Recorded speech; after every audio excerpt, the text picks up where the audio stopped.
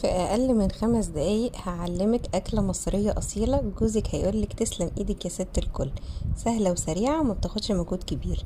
جبت فراخ، بدات افتحها بالشكل ده طبعا بعد ما غسلتها كويس ونقعتها في شويه ميه وليمون وخل وصفتها من الميه، وبدات ان انا اعمل فيها فتحات بالشكل ده.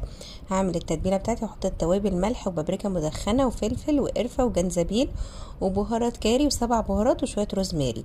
معايا بصلتين كبار، بصلتين حلوين كده، وكام واحده طماطم، 3 4 طماطمات. ضربتهم في الكبه وحطيت معاهم شويه زعتر، ده نسيت اوريهولكم في المكونات في الاول. وبدات ان انا ادعك الفراخ بتاعتي بالتتبيله الحلوه دي. ممكن تبيتيها مفيش مشكله، ممكن تعمليها تاني يوم. انا كنت عامله كله اوراق عشان احنا بنحب الاوراق، وكان عندي جزئين كده من الصدور عملتهم كمان معاهم.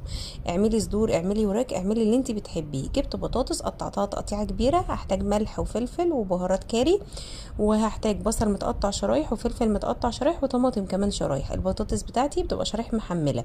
جبت البهارات بتاعتي اللي هي ملح وفلفل وكاري، ودعكت بيهم البصل اللي انا هحطه على البطاطس. انا مش محتاجه احط توابل اكتر من كده عشان انا هحط عليهم الفراخ، والفراخ عليها تتبيله بكفايه قوي.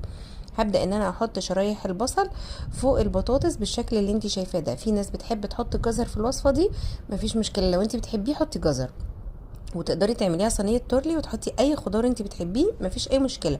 ممكن تحطي مشروم، ممكن تحطي اي حاجه. ببدا ان انا احط بقى شرايح الطماطم بتاعتي وشرايح الفلفل بالشكل اللي انت شايفاه ده، وهحط كوبايتين ميه، وهجيب الشبكه دي احطها على البطاطس. طب انا ما عنديش الشبكه، عادي حطي الفراخ على البطاطس مباشره، مش هتقولك لا. الفراخ بتاعتي انا نقعتها ساعتين في التتبيله دي، ممكن ما تنقعهاش وتحطيها على طول لو انت مستعجله، مفيش اي مشكله. وبدات ان انا احط جزء من التتبيله فوق الفراخ تاني كده عشان تتحمر على وشه، وبقيت التتبيله شلت الشبكه وحطيت التتبيله دي على البطاطس، بتخلي طعمها روعه يا جماعه. وحطت الفراخ على الشبكه دي بيخليها تنزل الطعم بتاعها كله على البطاطس. ودهنت الفراخ بتاعتي زيت، وحطيت ورقه زبده وورقه فويل وقفلت. انا بحط ورقه الزبده عشان الفويل غلط ان هو يلمس الاكل بشكل مباشر. وعملت فتحات كده صغيره في الفويل، ودخلته الفرن على فرن حامي على ارضيه الفرن. في الوقت ده انا بعمل شويه رز بشعريه بقى. حطيت شويه زيت على النار فيهم فصين مستكه، بداوا يسيحوا، حطيت عليهم شويه شعريه، وبدات ان انا احمرهم. البطاطس بتاعتي في الفرن لما هتغلي انا هوطي لها النار. حطيت على الشعريه بتاعتي شويه حبهان مطحون وشويه ورق لورا، وحمرت الشعريه بالشكل اللي انت شايفاه ده. وكنت نقع الرز، حطيت الرز عليها وشويه ملح، اديتهم تقليبه سوا، وهنزل عليهم بشويه ميه بيغلوا زي ما انت شايفه كده. الميه يا دوبك تغطي الرز عشان انا نقع الرز. لو مش نقع الرز، شوفي انت عيار الرز بتاعك ايه. هو غالبا كل كوبايه رز بتاخد كوبايه ميه. انا عشان نقع الرز مش بزود الميه عليه. الفراخ بتاعتي بعد ما استوت ولعت لها الشوايه وخليتها تتحمر، وطلعت بالشكل الرائع اللي انت شايفاه ده.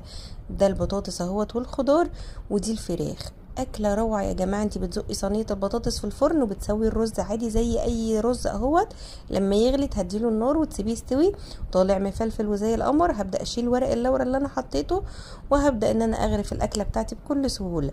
اي قالب عندك عايزه تعملي بيه اشكال مفيش مشكله، اضغطي فيه الرز بالشكل اللي انت شايفاه ده، وما تقلقيش برضو الرز بتاعك هيفضل مفلفل ومش هيعجن ولا اي حاجه عشان هو معمول صح. وجبت الطبق بتاعي، حطيت شويه الرز زي ما انت شايفه كده، وهحط جنبه شويه بطاطس وحته فراخ. الفراخ طالعه دايبه يا جماعه.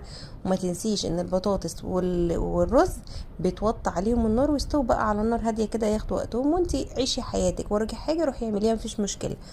البطاطس دي بتاخد في الفرن تقريبا حوالي ساعة بتبقى استوت، والفراخ استوت وكله زي الفل.